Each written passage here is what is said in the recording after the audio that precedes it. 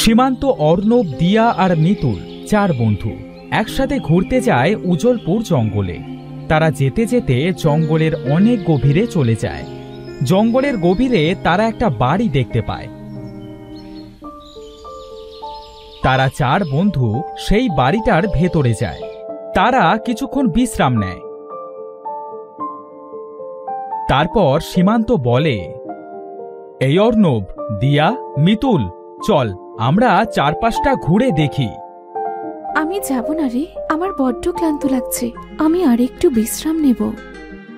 ঠিক আছে, তুই আর দিয়া তাহলে বিশ্রাম নে, আমি আর অর্ণব ঘুরতে যাচ্ছি, কেমন? আচ্ছা যা। মিতুল, চল আমরা ঘরে যাই। সীমান্ত আর অর্ণব ঘুরতে চলে যায়।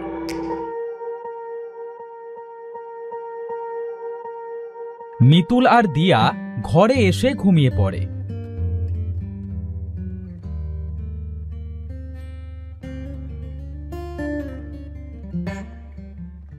বিকালে মিতুলের ঘুম ভাঙে।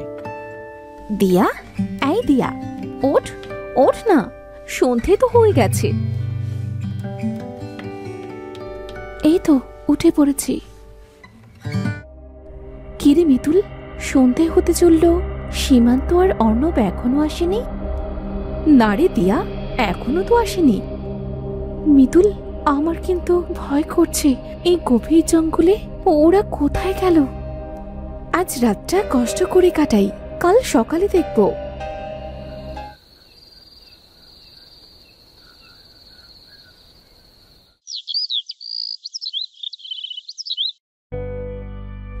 মিতুল, মিতুল, মিতুল ওঠ, সকাল হয়ে গেছে।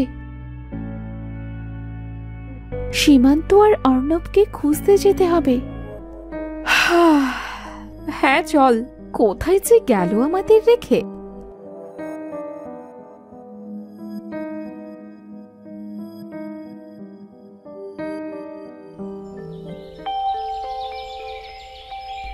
আমরা এক কাজ করি, যে রাস্তা দিয়ে এসেছিলাম এই রাস্তা দিয়েই গিয়ে দেখি অর্ণবদের পাই কিনা।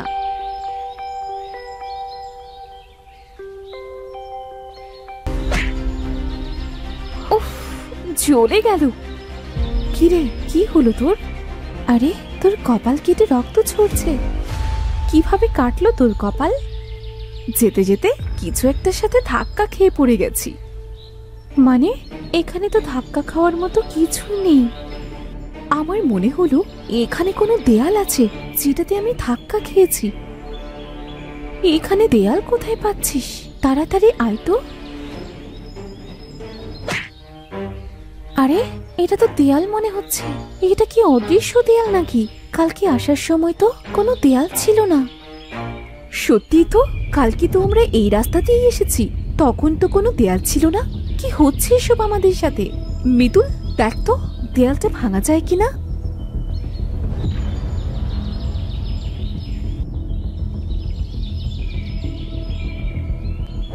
অনেক চেষ্টা তো করলাম, এখন ক্লান্ত হয়ে গেছি। চল আমরা ফিরে যাই।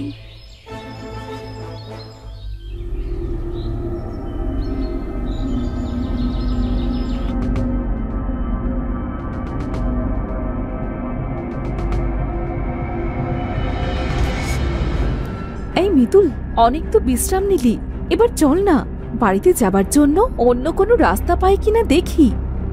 ঠিক আছে, চল তাহলে।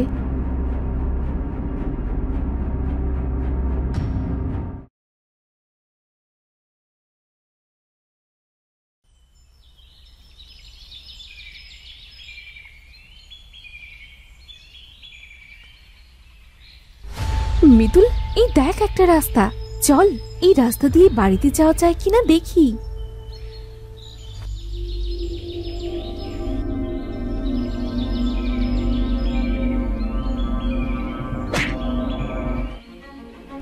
দিয়া, এখানে তো অদৃশ্য দেয়াল, এখন কি করব আমরা? কিভাবে যাব বাড়িতে? কি করবো তো বুঝতে পারছি না। যে খাবার এনেছিলাম সেটাও তো ফুরিয়ে গেছে। আমাদের তো কিছু খাবারও জোগাড় করতে হবে রে। চল আমরা খাবার মতো কিছু পাই কিনা দেখি।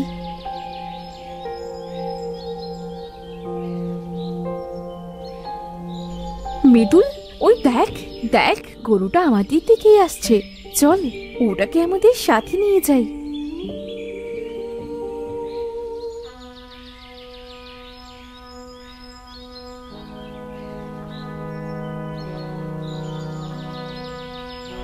গরুটা এখানে বাঁধা থাক, চল আমরা আমাদের জন্য আর গরুর জন্য কিছু খাবার নিয়ে আসি।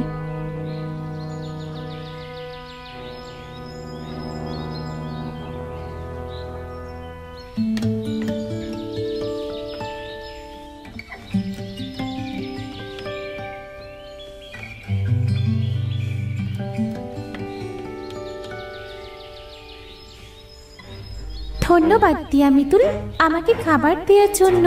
তোমরা আমার কাছ থেকে দুধ নিতে পারো। তুমি তো একটা গরু, তুমি কিভাবে কথা বলছো? এটা এক রহস্যময় দুনিয়া, এখানে সব পশু পাখিরা কথা বলতে পারে। কিছুদিন থাকো, তোমরা সব বুঝতে পারবে।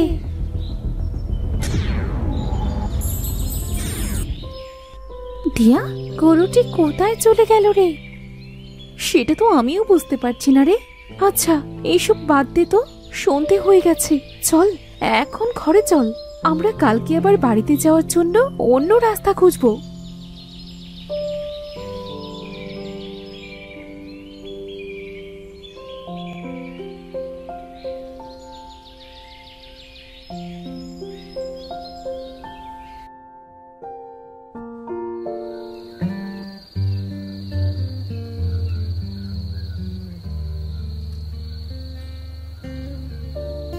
সকাল তো হয়ে গেছে, দিয়া ঘুমোচ্ছে। আমি একটু আশপাশটা দেখি, নতুন কোনো রাস্তা খুঁজে পাই কিনা।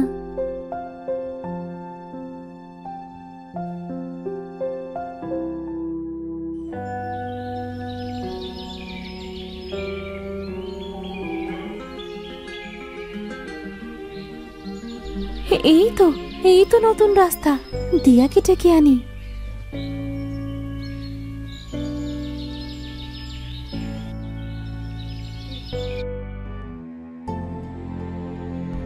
দিয়া, এই দিয়া, ওঠ ওঠ, নতুন একটা রাস্তা পেয়েছি রে। চল তো গিয়ে দেখি এই রাস্তা দিয়ে বাড়িতে যেতে পারি কিনা। এখানে আর ভালো লাগছে না, না জানি বাবা মা কত চিন্তা করছে। হ্যাঁ চল যাই।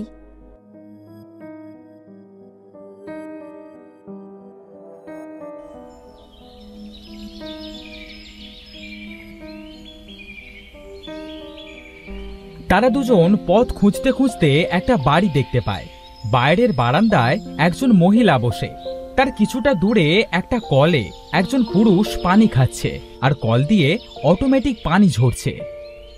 দিয়া, ওই দেখ একটা বাড়ি, ওখানে লোকজনও দেখছি। ওদের থেকে জিজ্ঞাসা করি চল, জঙ্গল পেরোনোর মতো আর কোনো রাস্তা আছে কিনা। হ্যাঁ হ্যাঁ চল। এই মিতুল, এখানেও তো অদৃশ্য দেয়াল আছে, আমরা তো যেতে পারছি না। তাহলে এখন কি করব? ডাক দিয়ে দেখি তো, শুনতে পাই কিনা। এই যে শুনছেন, কথা বলুন।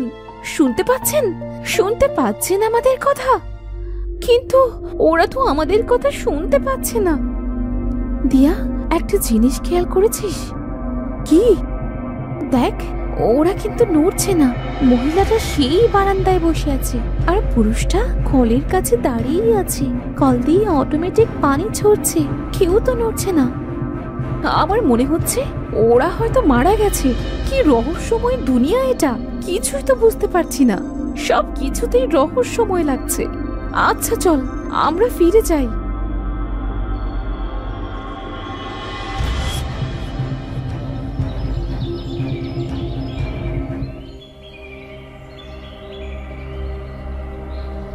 দিয়া, মিতুল, আমার গোড়ায় একটু পানি দাও না। দেখো আমার ডালপালা কেমন শুকিয়ে যাচ্ছে। হে কি, গাছ আবার কথা বলে নাকি? এই দুনিয়াটা এক রহস্যময়, এখানে সবকিছুই কথা বলতে পারে।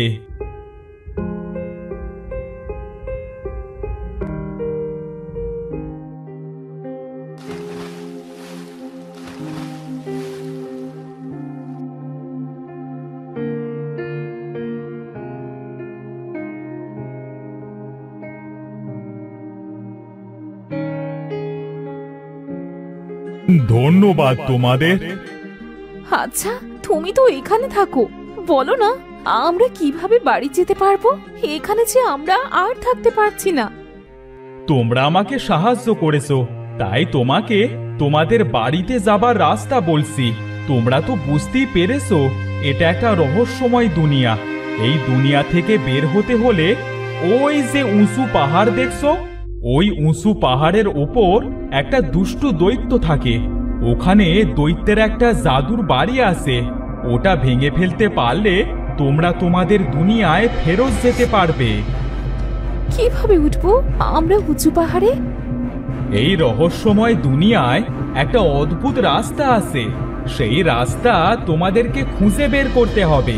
ওই রাস্তা দিয়েই তোমরা পাহাড়ে পৌঁছাতে পারবে। কিভাবে চিনবো আমরা ওই অদ্ভুত রাস্তা? রাস্তার উপর পা দিলে তোমাদের উড়িয়ে নিয়ে যাবে। রাস্তার দুপাশে গাছপালাও রাস্তার সাথে উপরে ভাসবে। এর বেশি আমি তোমাদের আর বলতে পারবো না। ধন্যবাদ তোমাকে গাছ। চল দিয়া, সময় নষ্ট না করে আমরা এখনই অদ্ভুত রাস্তাটা খুঁজে বের করি।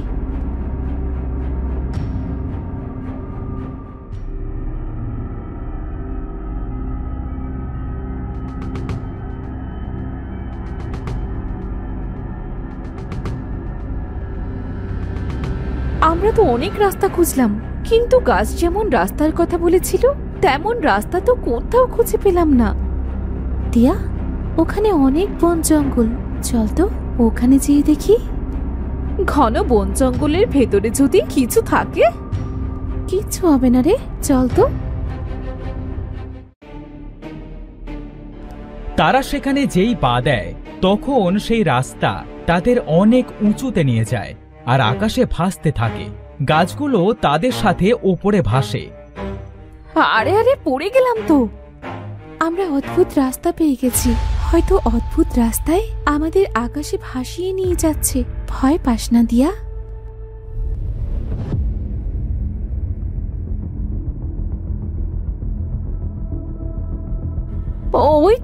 ওই তো সেই ঘর। চল আমরা ঘরটাকে ভেঙে ফেলি।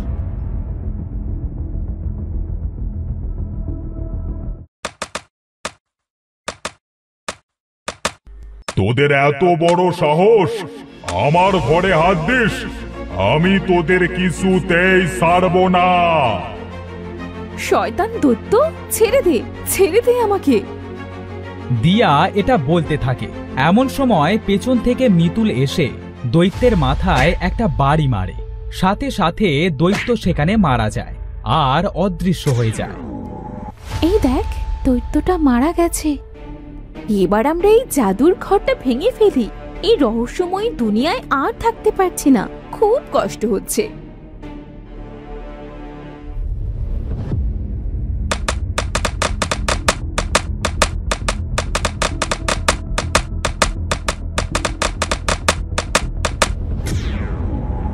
এই মিতুল, দেখ আমাদের দুনিয়ায় চলে এসেছি। রহস্যময় দুনিয়া থেকে মুক্তি পেয়েছি আমরা। আরে সত্যি, আল্লাহ আমাদের ডাক শুনেছে। শেষে আমরা আমাদের বাড়ি পৌঁছতে পারবো। রহস্যময় দুনিয়ার অদ্ভুত রাস্তা থেকে আজ মুক্তি পেলাম। চল এবার আমরা আমাদের বাড়ি ফিরে যাই। বাবা মা হয়তো খুব চিন্তা করছে।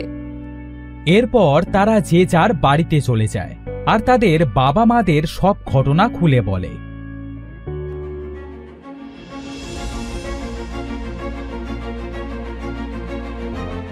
সব শুনে তাদের বাবা মা অনেক কান্না করে।